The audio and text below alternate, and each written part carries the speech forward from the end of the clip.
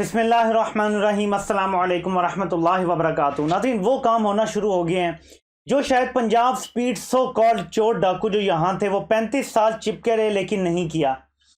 इसको हाईलाइट करना इसलिए ज़रूरी है क्योंकि मीडिया नहीं दिखाएगा और अवाम को ये बात समझाना बहुत ज़रूरी है कि आपके लिए कौन मंसूबे बना रहा है और अपनी जेबों में किकबैक्स का पैसा डालने के लिए कौन मंसूबे बनाता था।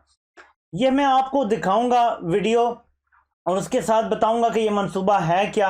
जिसने तो देख लिया सोशल मीडिया पे उसके लिए तो ये नई बात नहीं होगी, लेकिन जो लोग ट्विटर पे और इस तरह के सोशल मीडिया पे नहीं देख रहे ये चीज़, उनको ये समझना बहुत ज़रूरी है कि पाकिस्तान को ऐसे मंसूबों की ज़रूरत है। क्योंकि अगर आपने सड़कें बनानी हैं, आपने बड़े बड़े मंसूबे बनाने हैं, तो उसके लिए ये चीज़ करेंगे तो ये चीज़ें लास्ट करेंगी। वरना जब सड़कों पे पानी खड़ा हो जाता है और इस तरह के मामलात होते हैं तो फिर ये तोड़ फोड़ और हर साल फिर जो है ना तोड़ फोड़ करने के बाद दोबारा से ठेके दिए जाते हैं, किकबैक्स लिए जाते हैं। एक लंबा विशियस साइकिल है जिसमें हम सब पड़े हुए हैं कि हर साल सड़कें जी ठीक करो ठीक करो ठीक करो जी। पंजाब स्पीड इसी तरह काम चला रहे हैं। तो अब वो काम कर दिया है, पंजाब हुकूमत ने ये स्टार्ट लिया है, एक पायलट प्रोजेक्ट है। आप ये वीडियोस देखें, फिर इसमें आगे चल के बात करते हैं कि ये कितना बड़ा काम है पाकिस्तान के लिए।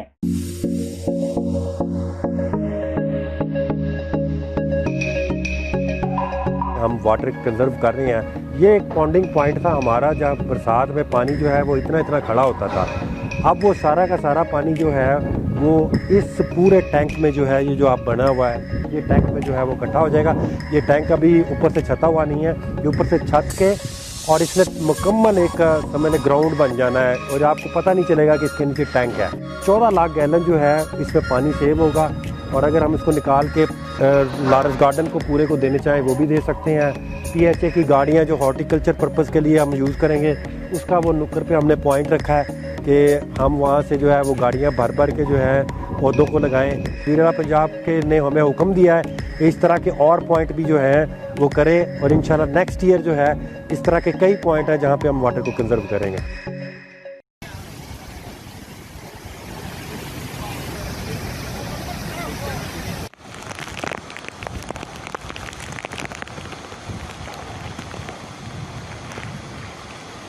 काश जब हमारे ये शहर बेहंगम तरीके से बढ़ रहे थे उस टाइम कुछ इस तरह के मंसूबे बना लिए जाते, कोई ड्रेन का सिस्टम कर लिया जाता, कोई अंडरग्राउंड वाटर स्टोरेज कर ली जाती, तो ये जो हर साल लंबे बूट पहन के शहबाज शरीफ आ जाता था सड़क पे ऐसे हाथ रख के, वो ना करना पड़ता।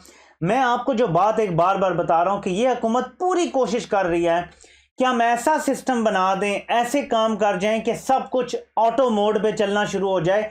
लंबे बूट पहन के सड़कों पे ना आना पड़े, लंबे बूट पहन के ये ना कहना पड़े कि मैं अब शहबाज स्पीड आ गया हूँ, मैं अब फलां को जो है वो नौकरी से निकाल दूंगा, फलां को सस्पेंड कर दूंगा, फलां को जो है वो बर्खास्त कर दूंगा।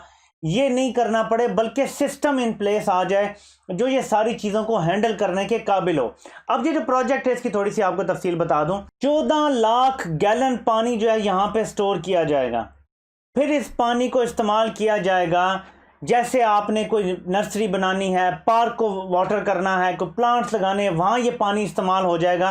यानी वेस्ट से भी बच जाएगा, सड़कें भरने से भी बचेंगे। और ये एक के बाद एक जगह पे मंसूबा देखा जा रहा है जहाँ जहाँ ये फिजिबल होगा। ये भी पायलट प्रोजेक्ट है। जो लक्ष्मी वाली साइड है लाहौर में, वहाँ पे 8 किलोमीटर लंबा ड्रेनेज बनाया जा रहा है। ज़ाहिर है जहाँ स्टोरेज की जगह मैनेज हो सकती है वहाँ वो की जाएगी, जहाँ नहीं वहाँ पे ड्रेनेज का काम होगा। ये काम नाज़रीन नज़र नहीं आते क्योंकि ये ज़मीन के नीचे हैं, बड़े बड़े पुल नहीं हैं, ऑरेंज ट्रेन नहीं है, मेट्रो बस नहीं है। इससे शहबाज स्पीड को इससे कोई फ़र्क नहीं पड़ता था कि ऐसे प्रोजेक्ट हमने बनाने हैं या नहीं बनाने। ये वो प्रोजेक्ट्स हैं, अगर पूरे पाकिस्तान में इसी तरीके से कर दिया गया। कराची में एक 12 साल की एक हुकूमत है और वहाँ एक बच्चा जो कोई 1000 दफ़ा लॉन्च होकर फेल हो चुका है, वो कहता है जब बारिश आता है तो पानी आता है, जब ज़्यादा बारिश आता है तो ज़्यादा पानी आता है।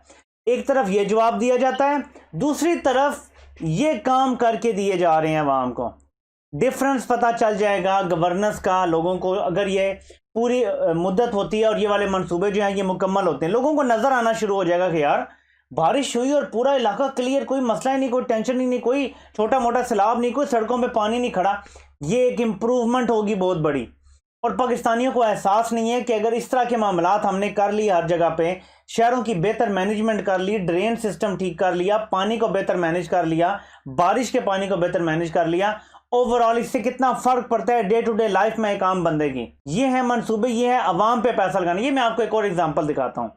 ये आपको बोर्ड नजर आ रहा है कि ये आपके टैक्स के पैसे से बना है। यानी सड़कों पे एक बंदा दावा करता था आपको 40 करोड़ दिया, ये मोटरवे आपको दिया, जैसे अपने बाप का पैसा लगा रहा था।